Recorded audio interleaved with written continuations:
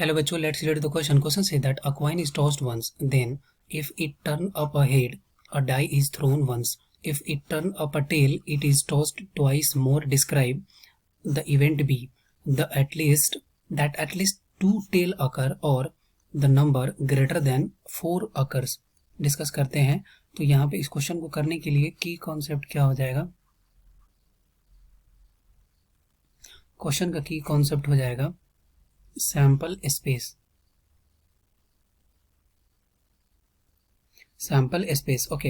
अब sample space का मतलब without condition total number of possibility रहता है उसको अगर लिखते हैं तो उसको क्या बोलते हैं? उसको बोलते हैं सैंपल स्पेस. अब यहाँ पे मान लेते हैं कि क्वेश्चन में दिया है कि एक कॉइन है, इससे या तो हेड आएगा या फिर टेल आएगा. तो बोल रहे हैं कि अगर हेड आ रहा है तो फिर क्या करो, एक डाइस को थ्रोन करो. तो इन डाइस को थ्रोन करेंगे तो ये आ जाएगा 1 2 3 4 5 एंड 6. और वहीं अगर टेल आ रहा है तो बोल रहे हैं कि उस डाइस तो उसको दोबारा से 2 बार टॉस करो. इसका मतलब कि क्या क्या हो सकता है? ये हो सकता है head head, head tail, tail head, tail tail. Okay, ये पॉसिबिलिटी हो गई.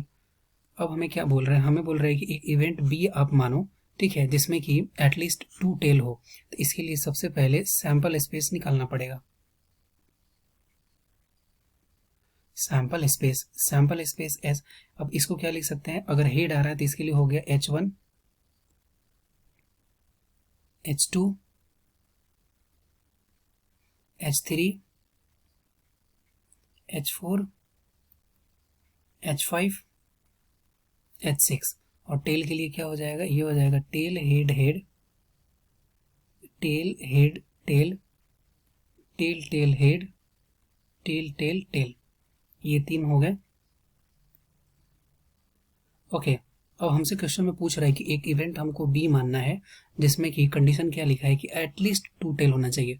एटलीस्ट 2 का मतलब क्या होगा? 2 हो सकता है और 3 हो सकता है.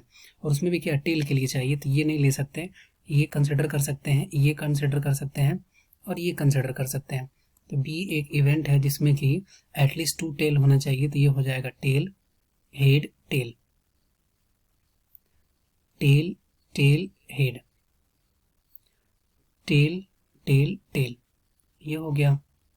और यहाँ पे बोल रहा है कि जो नंबर है वो ग्रेटर देन 4 होना चाहिए. ग्रेटर देन 4 मतलब कि ये कंसिडर कर सकते हैं और ये कंसिडर कर सकते हैं. तो ये हो जाएगा H5, H6. ओके, ये वैल्यू हो गया हमारा right answer. I hope you will be understood it well. Best of luck. Thank you.